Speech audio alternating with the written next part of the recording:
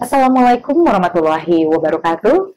Halo, selamat sore Sobat Rokap. Selamat bertemu di podcast Biro Perlengkapan. Pada hari ini kita akan membahas tema terkait kritikal poin pengusulan RKBMN yang tentu saja menindaklanjuti tentang acara Zoom yang telah dilakukan oleh Biro Perlengkapan pada tanggal 18 Juli. Langsung saja sore hari ini saya perkenalkan narasumber kita, yaitu Bapak Marwendi. Selamat sore Bapak. Selamat sore Mbak Ida. Sehat selalu kan? Mudah-mudahan, Alhamdulillah, dan mudah-mudahan juga Bapak dalam keadaan sehat selalu. Amin. Ya Pak ya. Ya. Jadi sore hari ini kita ingin membahas tema-tema menarik nih Pak. Salah satunya ini mungkin kita pusatkan terlebih dahulu ke isu-isu yang terhangat, yaitu adalah RKBMN. Karena kan kami dengar itu kemarin Biro Perlengkapan telah melakukan Zoom ya Pak ya, kepada seluruh satker di Indonesia. Sangat antusias kita lihat Pak, dan banyak pertanyaan namun sepertinya belum terpuaskan. Kemarin sampai jam 3 itu ya? Iya, iya, dari pagi ya Pak ya? Luar biasa. Dari jam 9 pagi sampai jam 3 sore, tanpa istirahat, non-stop. Nah, tapi ternyata masih belum terpuaskan Pak. Nah, jadi kayaknya kita bukan pemuas, Mbak. Oh iya, iya. Baik, kalau begitu pada kesempatan sore hari ini bolehlah ya Pak ya kita coba sharing mungkin hal-hal apa sih sebenarnya yang masih ingin perlu diketahui oleh satker-satker di seluruh Indonesia ya Pak ya. Oke, coba kita mungkin seperti yang kemarin sudah kita bahas Pak terkait pengusulan melalui aplikasi itu kan nanti ada Isadewa dan juga Siman. Nah, yang sedang dikembangkan oleh Biro Perlengkapan ini kan aplikasi melalui Isadewa. Boleh diceritakan sedikit Pak, seperti apa sih sebenarnya nih awal mula ataupun alurnya nanti terkait pengusulan Isadewa ini, pengusulan RKBMN melalui Isadewa ini? Ya, Mbak Ida. Mahkamah Agung itu adalah satuan kerja yang unik. Unik Bapak Mbak Ida. Karena dari struktur dan lain-lain halnya berbeda dengan kementerian lainnya. Makanya kalau Siman itu kan sama lah kementerian lainnya. Kalau kita agak beda karena dari struktur yang seperti itu ada namanya pengadilan tingkat pertama, ada nanti jatahnya pengadilan tingkat banding. Tugasnya apa? Yaitu melihat ke bawah. Di atas pengadilan tingkat banding ada lagi dirjen yang mengepalai juga, ada yang agama, umum, militer itu melihat zakat ke bawah, baru ke mahkamah. Jadi itu memang hal yang salah satu kenapa timbul kita desain ya, bukan dalam proses memang itu perlu penanganan. Terus kedua, ada beberapa hal dalam analisis yang dilakukan oleh di Siman Persia sebelumnya. Banyak satker kita tidak tahu kenapa dia itu tiba-tiba tidak setujui usulannya. Alasannya apa gitu kan? Misalnya dari kalau dulu kan langsung masuk ke Siman, terus nanti ditelaah oleh Korwil, gitu kan? Korwil naikkan ke eselon 1, eselon 1 naik ke lembaga, ya kan? Baru nanti ke aktif ya. Masih pada saat level-level tersebut itu kan banyak yang eliminasi bahasa kimianya eliminasi. Mereka tidak tahu catatannya. Kenapa sih saya selalu usulan selalu tidak setujui, ya kan? Itu kenapa gitu. Jadi mungkin kita itu udah mulai dari kemarin Mbak Ida. Jadi Mahkamah Agung perlengkapan itu udah dari kemarin melaksanakan penyusunan RKBMN ini melalui Isadewa. Tapi ya kemarin itu masih dalam batas konsolidasi. Konsolidasinya kita input ke. Tapi tahun ini Mbak Ida, alhamdulillah ini dibantu oleh teman-teman kita para pengembang dan juga sudah dievaluasi juga dengan tim develop kita ini. Ini prosesnya mungkin agak beda karena tahun ini ada penambahan namanya FP3 BMN itu ya. Ada rencana penghapusan, pemanfaatan dan pendatanganan. Dan tahun kemarin belum ada di yang kita ini ya. Ya, bisa dewa ya Pak ya. Dewa. Ya. Cuman alhamdulillah tahun ini kita coba munculkan, kita sesuaikan dengan versi Simon. Mudah-mudahan ini sangat membantu. Dan ini tahapannya setiap ada catatan kenapa sakit itu tidak disetujui per tahapan-tahapannya. Itu ada catatannya. Nanti evaluator ini mengisi. Oke. Berarti di ISA Dewa ini nanti setiap leveling gitu ya Pak ya, sudah melakukan penelahan sesuai tugasnya masing-masing. Iya. Dan itu jangan salah Mbak, itu di juknis kita sebelumnya, juknis kita kan sudah kita perspekma itu sudah diuraikan. Ini tahap waktu konsolidasi dia ngerjain apa? Waktu tahapan di Korwil dia ngerjain apa? Ya kan? Salah satu apa? Ya kan? Nanti lembaga apa? Sampai segitu loh. Jadi tidak ada double job tumpang tindih ya Pak ya? Itu satu kemudahan baiknya kalau itu dilaksanakan untuk mudah-mudahan di tahun ini. Itu pelaksanaan evaluasi itu tidak berpotensi tidak terulang lagi. Misalnya gini, Korwil melakukan telah ini, nanti eselon satunya menelah yang sama lagi. Karena prinsip dari pengukur, kalau kami dulu kan, saya kan kebetulan teknik WEDA. Iya Pak. Kami itu diajar mengukur. Si Pulan mengukur ini dengan si A yang mengukur ini, itu B dengan objek yang sama. Itu hasilnya beda-beda ukurannya. Tidak bakalan sama. Makanya tadi pertap ini dia mungkin kalau kita lihat di PMK 153 itu telah itu dilakukan dua ya. Pertama dari segi administrasinya, kedua telah substansinya. Telah administrasi itu apa? Itu data-data dukung dan yang lain. Substansi itu lebih mengarah ke benar-benar kebutuhannya. Lebih ke substantifnya. Iya. Jadi ini udah kita pilih dulu nih. Tidak mungkin nanti di tahapan lembaga diulang lagi. Cuma nanti diaktif, dia akan mereview semua. Dari aset ke atau lain. Benar nggak yang si evaluator menganyakan penelahan? Baik. Saya kira itu beda bayangannya. Ada positifnya ISA Dewa itu digunakan untuk cuma nanti ya. Nanti setelah dia dilakukan konsolidasi tingkat nanti, hasilnya masuk ke hasilnya itu kita input ke aplikasi Siman. Nanti akan beriringan, berdua jalan nanti. Kalau dia telah Korwil, ini telah Korwil ya. Siman telah Korwil, ISA Dewa juga Korwil. Nanti lembaga di ISA Dewa juga lembaga. Mungkin balik ya. ISA Dewa dulu, nanti baru Siman. Ini nanti kalau misalnya ada silakan dia tinggal copy, dia masukkan ke Siman. Jadi sampai ke sini. Mudah-mudahan ini bisa cari transparansi Mahkamah Agung dalam penelahan usulan masing-masing. Dan itu suatu layanan beda. Layanan di berkelengkapan gitu. Yang lupa itu layanan ya. Betul. Saya kira itu baik.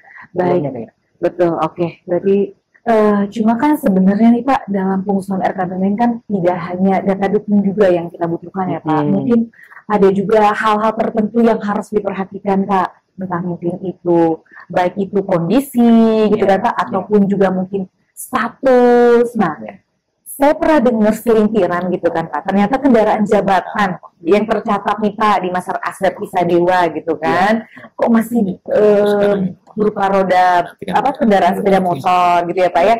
Mungkin bisa ceritakan bagaimana nih Pak trik-triknya, atau mungkin yang ada yang rusak berat juga. Gimana supaya teman-teman satker ini juga bisa terhimbau atau inilah ya Pak ya?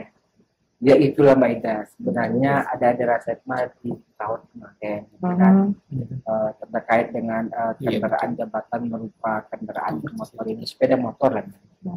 Itu agar itu bukan peruntukannya untuk pimpinan Mahkamah Satker di Mahkamah Ketua dan Wakil itu lah Mbak Ida. Kan namanya kendaraan jabatan kan untuk pimpinan kan, bukan yang lain. Jadi kemarin di sekitar bulan-bulan Februari Februari atau sekitar Maret itu kami coba menginventarisasi untuk persiapan kita di ISA Dewa ini. Salah satunya kita tariklah data dari aplikasi ISA Dewa ini kendaraan jabatan. Muncullah di situ kendaraan jabatan yang berupa sepeda motor. Dan jangan salah Mbak Ida, jumlahnya waktu itu hampir 1.200 kurang 7 unit. Bayangin adalah sebanyak itu. Kita mengkrit, saat kita mengkrit kendaraan jabatan itu berupa sepeda motor. gimana lo kasih ketua atau wakil kita sepeda motor gitu untuk jabatannya, itu rasa-rasanya nggak pas menurut saya. Karena kalau kita lihat di PMK 172 itu, sepeda motor itu sebagai kendaraan jabatan itu untuk eselon 5 sepertinya. Kalau kita biarkan sekarang itu kantor tua lah gitu, penting itulah level-level ini kali ya. Sedangkan kalau di MA sendiri paling rendah itu pun udah eselon 4 ya Pak, tidak ada eselon 5 lagi ya. Pimpinan pengadilan itu kan udah muspida kan, kalau di misalnya kabupaten itu udah level-levelnya kan bupati, kalau kota Madia wali kota lah kan gitu lah, masa ya kasih motor ya kan, itu makanya aneh tuh, tapi itu masih bersyukur tuh. Sampai berikutnya kita coba edakan, kita coba kalau nggak salah di beberapa bulan yang lalu kan Mahkamah Biro Pelengkapan melakukan penitipan aset. Salah satunya itu juga sih tujuannya agar nanti kendaraan jabatan itu yang berupa sepeda motor bisa kita sesuaikan ya Pak. Alih fungsi namanya, bukan rekayasa alih fungsi. Alih fungsi kan diperuntukkan menjadi kendaraan opsional kita. Saya kira itu Mbak Ida. Jadi sekarang kemarin setelah dilakukan penitipan aset, sepertinya masih ada sekitar 400-an lebih lah sepertinya. Oh, tapi masih banyak juga ya Pak ya? Saya nggak tahu deh kenapa sakernya nggak memahami, atau mungkin saat kita melakukan penyampaian itu, penelitian itu tidak paham apa maksudnya ini. Nanti jangan salah Mbak Ida, seandainya nanti ini usulan kita mungkin yang di berkelengkapan itu kami memastikan lagi, seandainya mereka mengajukan kendaraan jabatan masih tersedia sepeda motor dicatat sebagai kendaraan jabatan mereka, itu usulan rencana pengadaan kendaraan jabatannya mungkin kita dulu tandain dulu lah gitu kan. Dulu ya gitu ya kan. Oke Satker, untuk para Satker coba dicek lagi master aset ya di Pak Sadewanya, karena sudah ada peringatan gitu ya Pak ya, mention. Ya kita udah sampai udah ada Pak PB, Sekretaris Mahkamah Agung menyampaikan itu kan. Sudah dilakukan penelitian juga ya Pak ya, pendampingan. Kok nggak bandel-bandel gitu ya kan. Berarti kan memang tidak butuh jabatan selain kecuali sepeda motor gitu. Baru Pak terkait yang itu Pak, mungkin yang terkait aset-aset yang tadi ada rusak berat ternyata masih. Ya. Itu nanti akan mempengaruhi SBSK-nya kendaraan, baik kendaraan jabatan maupun nanti kendaraan personal. Jadi setelah kita hitung masih ada kendaraan seberat kan masih tercatat sebagai kendaraan, walaupun tidak, kalau kendaraan sudah seberat kan kategorinya tidak dioperasionalkan kembali ya kan, tidak dioperasionalkan ya kan. Jadi tapi tercatat kan masalahnya. Sudah tidak dapat biaya pemeliharaan juga itu kan. Ngapain itu agak di membebani neraca. Itu sempit juga ruangan sepertinya Mbak Ida. Jadi saran saya kalau memang masih ada kendaraan yang rusak berat itu kan, monggo silakan lah diusulkan ke penghapusan. Jadi nanti teman-teman Satker nanti usulan misalnya dia lihat RKBM tahun ini, coba usulkanlah untuk direncanakan untuk dihapuskan. Rusak berat kan, rusak berat kan bisa dioperasionalkan lagi normalnya loh. Nanti diusulkan untuk penghapusan dan usulkan juga lah di pengadaannya. Nanti untuk tahun 2006 ya Pak. Jadi dia melakukan direncanakan penghapusannya di tahun 2006, nanti usulan pengadaannya di tahun 2006. Iya betul. Jadi teman-teman Satker sudah memiliki aset-aset yang memang baru ya Pak ya, yang lama-lama aja. Ya kita kan berharap begitu ya kan, masa ya Satker juga nggak mau harapannya yang untuk kendaraan mereka tuh stres lah kan. Betul. Untuk operasional, plus juga untuk pelayanan. Betul Pak. Pak, tadi ini kita baru ngebahas terkait aset kendaraan ya Pak. Kayaknya enak juga nih Pak kalau kita coba bahas gimana ya kalau terkait pengadaan bangunan sekaligus tanah. Karena kan banyak banget nih Pak, banyak sekali yang bertanya tuh, oh ini pembangunannya ini nih udah nggak prototipe nih bangunannya. Nah apakah itu boleh kami melakukan pembangunan di tanah yang sama? ataukah boleh kamu membangun di tanah yang berbeda? Mungkin teman-teman Satker butuh penjelasan ini nih Kak. Iya, Ida. Kan di pertengahan 2023 di sekitar Oktober atau September itu kan udah keluar tuh SKKMA 216 terkait dengan standarisasi sarana. Salah satunya adalah pedoman tata ruang sebenarnya. Pedoman tata ruang. Jadi sekarang itu kan udah banyak tuh kebutuhan ruangan layanan dan operasional, ya kan. Bayangin aja lah, ada di PTSP ruangan ini, dalam persidangan lagi ya kan, ada ruang tunggu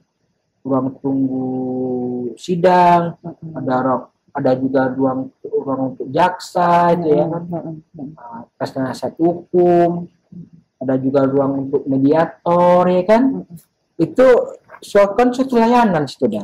Jadi memang kita concern lah semua layanan kita penuhi karena sarananya agar nanti layanan itu maksimal, ya kan? Maksimal. Terus ini kan sudah keluar pakai sakit yang belum sesuai dengan itu kan menuntut agar sesuai dengan yang ada di PMK tersebut ya Pak. SK tadi itu gitu. Nah, jadi agak sesuai dengan itu gitu ya kan.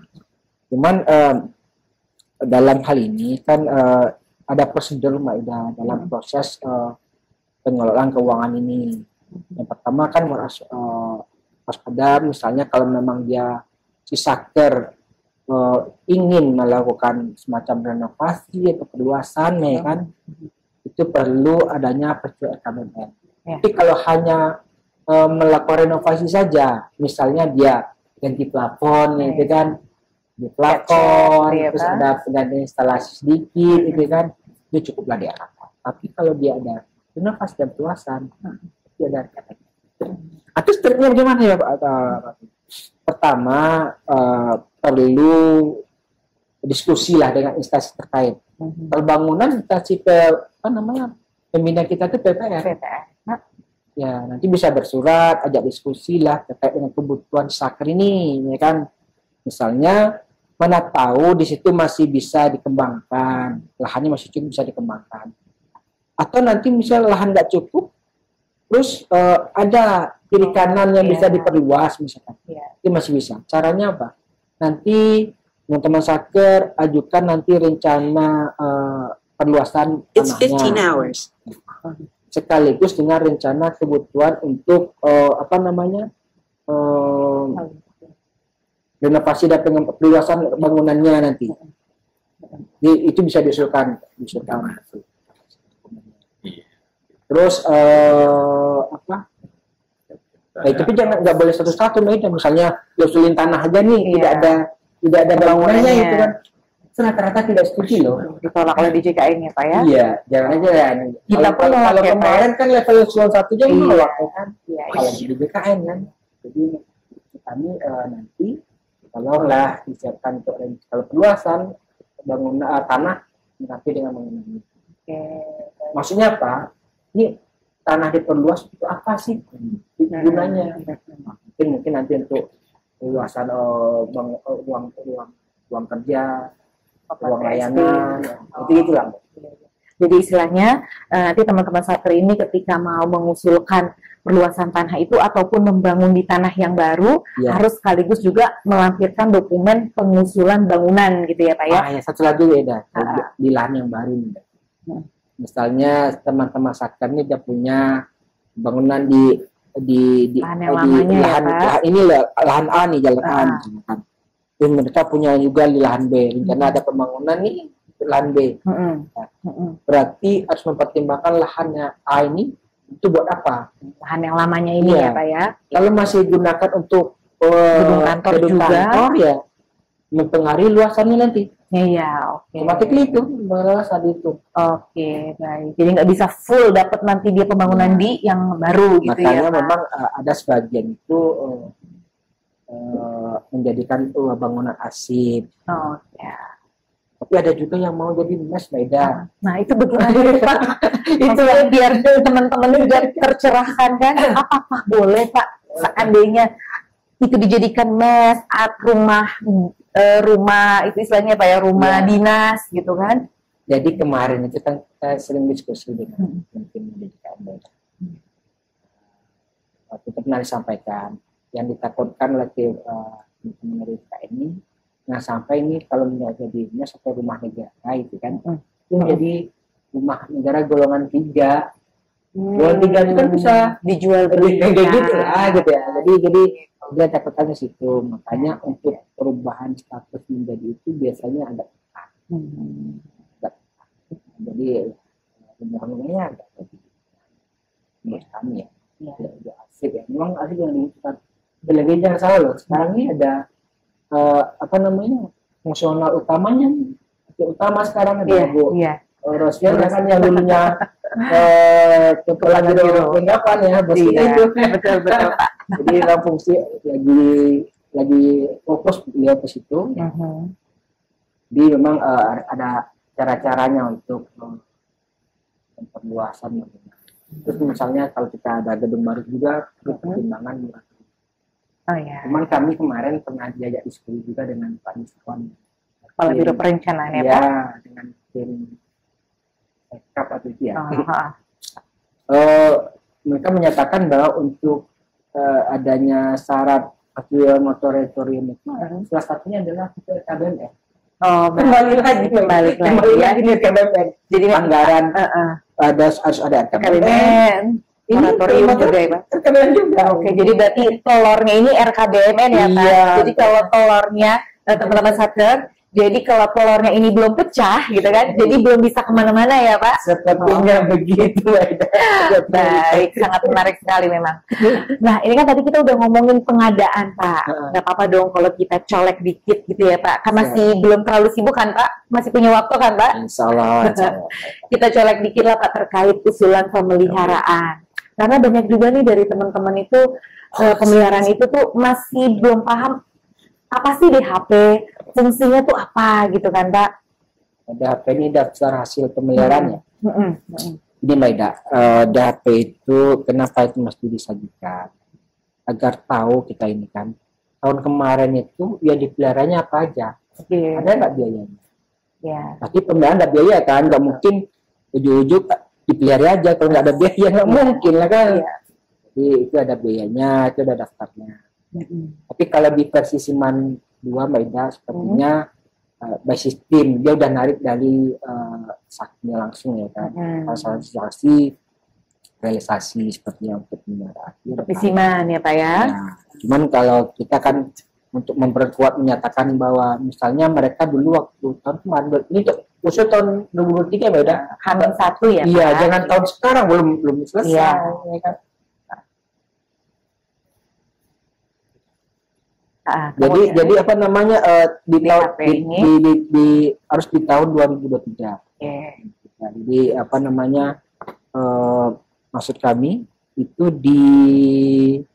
dibuatkan disusun lah ya kan, asetnya ada berapa, dipelihara berapa, baik itu roda kendaraan bermotor, bangunan, itu yang wajib dipelihara kan. Mungkin ada laptop, PC gitu ya, AC, genset gitu kan, itu kan perlu apa maksud kami perlu pemeliharaan secara rutin ya Pak. Kecuali tidak diusulkan ya dalam RKA-nya ya.